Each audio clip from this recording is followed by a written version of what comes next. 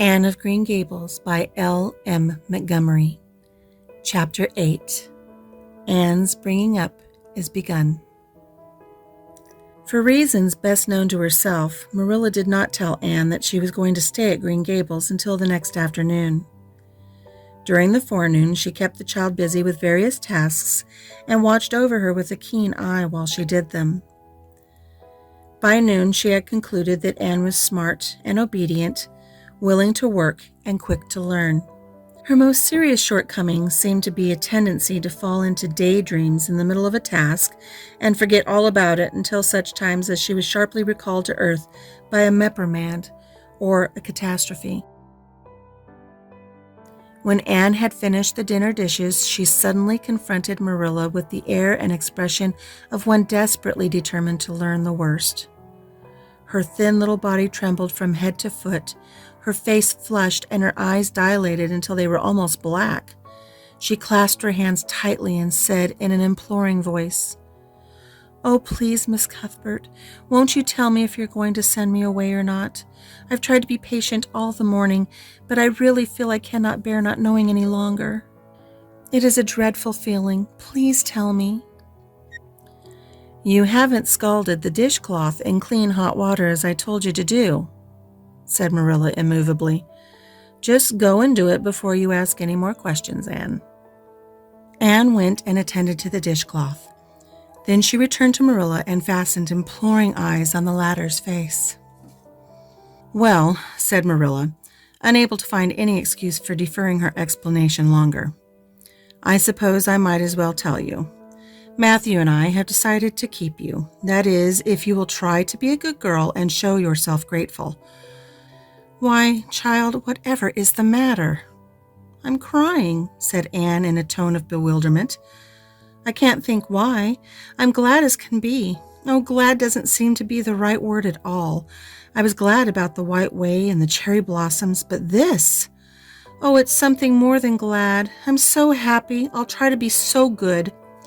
It will be uphill work, I expect, for Mrs. Thomas often told me I was desperately wicked. However, I'll do my very best. But can you tell me why I'm crying?"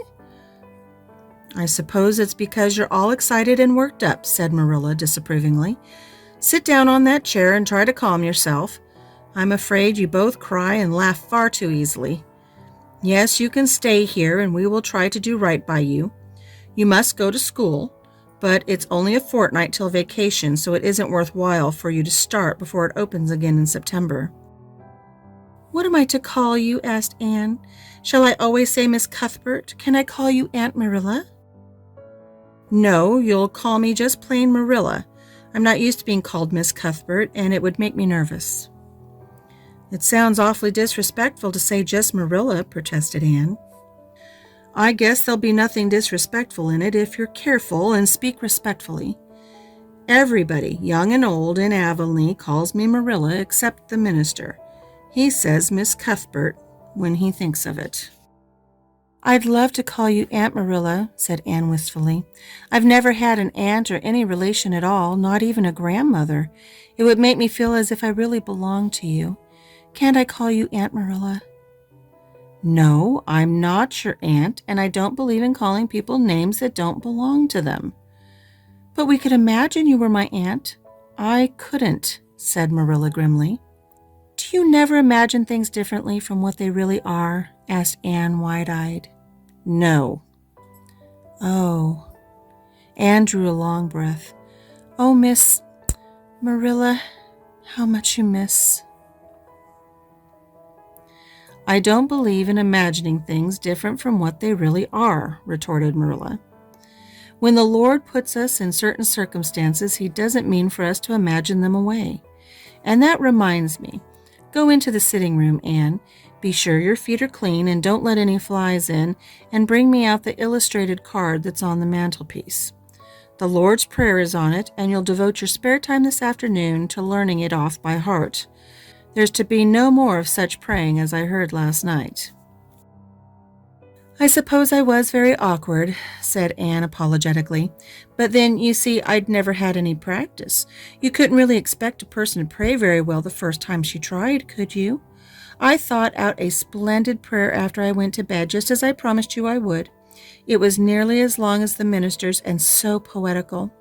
But would you believe it? I couldn't remember one word when I woke up this morning, and I'm afraid I'll never be able to think out another one as good.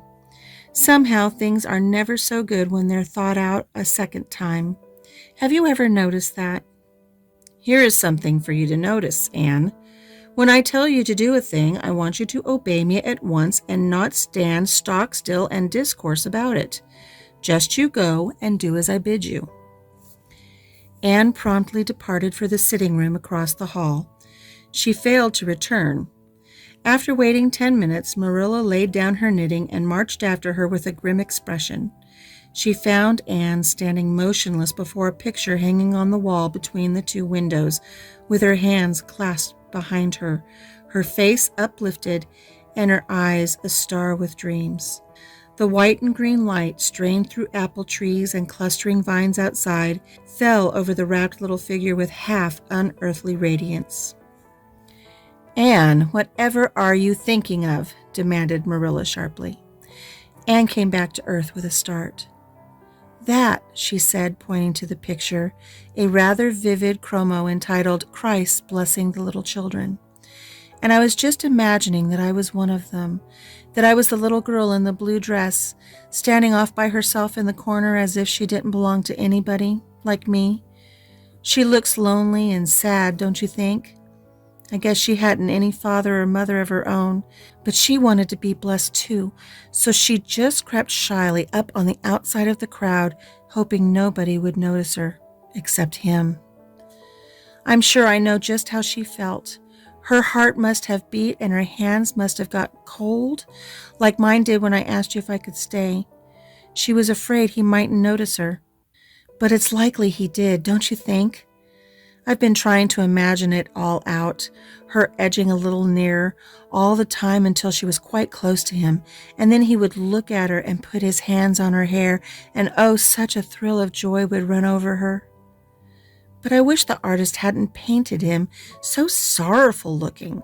All his pictures are like that, if you've noticed, but I don't believe he could really have looked so sad, or the children would have been afraid of him. "Anne," said Mrarilla, wondering why she had not broken into this speech long before, "you shouldn't talk that way. It's irreverent, positively irreverent." Anne's eyes marveled. "Why, I felt just as reverent as could be. I'm sure I didn't mean to be irreverent." "Well, I don't suppose you did. But it doesn't sound right to talk so familiarly about such things. And another thing, Anne, when I send you after something, you're to bring it at once and not fall into mooning and imagining before pictures. Remember that. Take that card and come right into the kitchen. Now sit down in the corner and learn that prayer off by heart." Anne set the card against the jugful of apple blossoms she had brought in to decorate the dinner table. Mrarilla had eyed that decoration askance, but had said nothing, propped her chin on her hands, and fell to studying it intently for several silent minutes. "I like this," she announced at length. "It's beautiful. I've heard it before.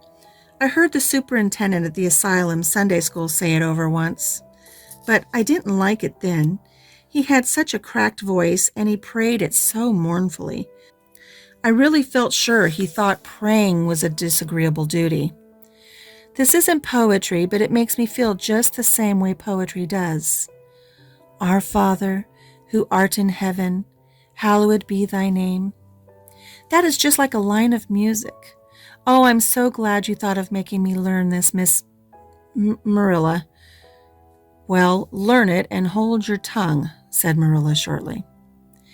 Anne tipped the vase of apple blossoms near enough to bestow a soft kiss on a pink-cupped bud, and then studied diligently for some moments longer. "Mrarilla," she demanded presently, "do you think that I shall ever have a bosom friend in Avonlea?" A what kind of friend?" "A bosom friend, an intimate friend. You know, a really kindred spirit to whom I can confide my inmost soul. I've dreamed of meeting her all my life. I never really supposed I would, but so many of my loveliest dreams have come true all at once that perhaps this one will too. Do you think it's possible? Diana Barry lives over at Orchard Slope, and she's about your age. She's a very nice little girl, and perhaps she will be a playmate for you when she comes home.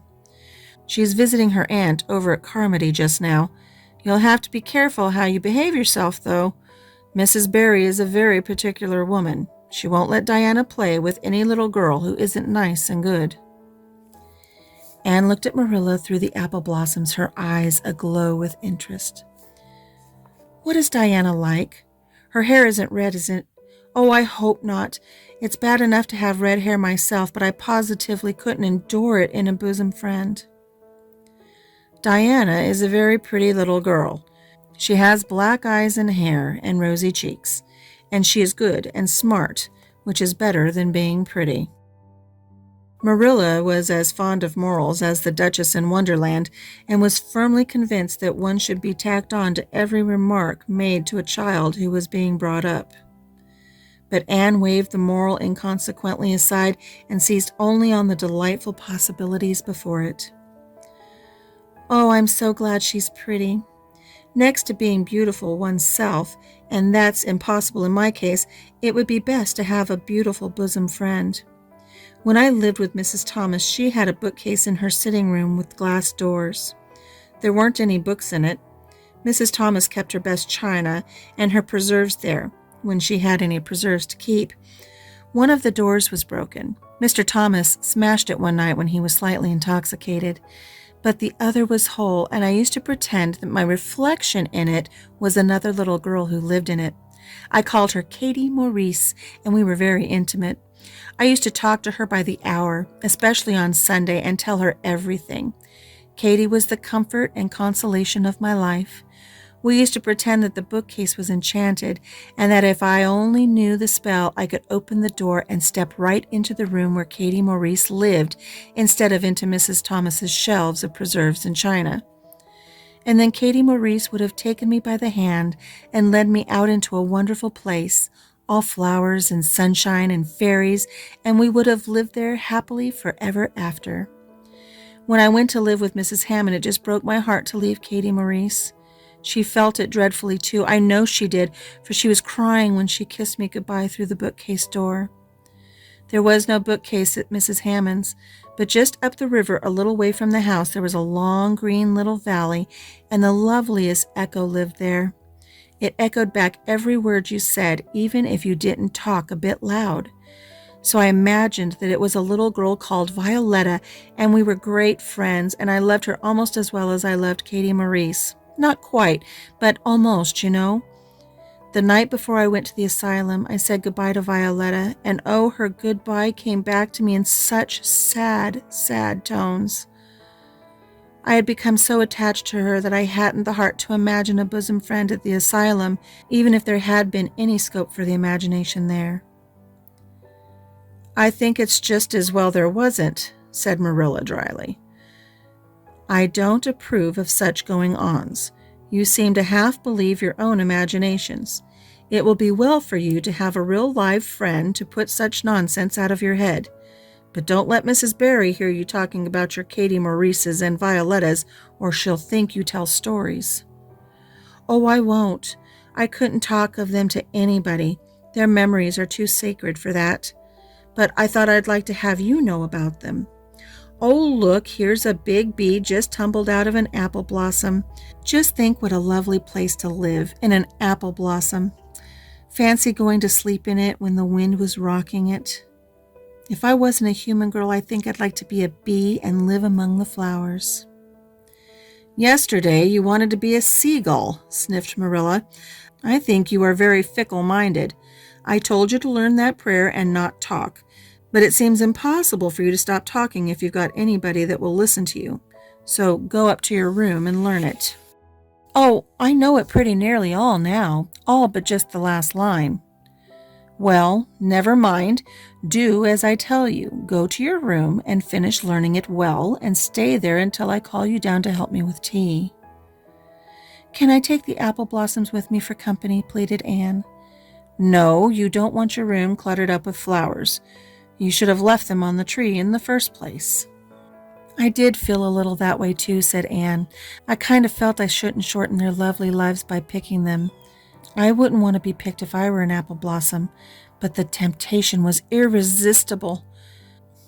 "What do you do when you meet with an irresistible temptation?" "Anne, did you hear me tell you to go to your room?" Anne sighed, retreated to the east gable, and sat down in a chair by the window. "There, I know this prayer. I learned that last sentence coming upstairs. Now I'm going to imagine things into this room so that they'll always stay imagined.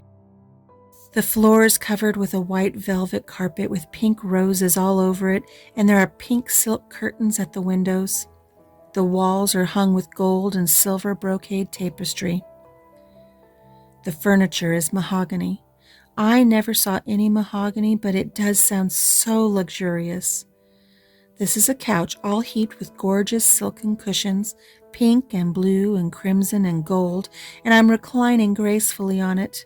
I can see my reflection in that splendid big mirror hanging on the wall.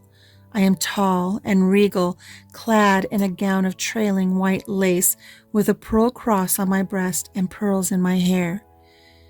My hair is of midnight darkness, and my skin is a clear ivory pallor. My name is the Lady Cordelia Fitzgerald. No, it isn't. I can't make that seem real." She danced up to the little looking glass and peered into it. Her pointed freckled face and solemn gray eyes peered back at her. "You're only Anne of Green Gables," she said earnestly, "and I see you, just as you are looking now, whenever I try to imagine I'm the Lady Cordelia. But it's a million times nicer to be Anne of Green Gables than Anne of Nowhere in particular, isn't it?" She bent forward, kissed her reflection affectionately, and betook herself to the open window. "Dear Snow Queen, good afternoon. And good afternoon, dear birches down in the hollow. And good afternoon, dear gray house up on the hill. I wonder if Diana is to be my bosom friend. I hope she will, and I shall love her very much. But I must never quite forget Katie Maurice and Violetta. They would feel so hurt if I did, and I'd hate to hurt anybody's feelings, even a little bookcase girl's or a little Echoes girl's. I must be careful to remember them and send them a kiss every day." Anne blew a couple of airy kisses from her fingertips past the cherry blossoms, and then, with her chin in her hands, drifted luxuriously out on a sea of daydreams. That concludes Chapter 8. Be sure to join us next time for Chapter 9, Mrs. Rachel Lynde is Properly Horrified.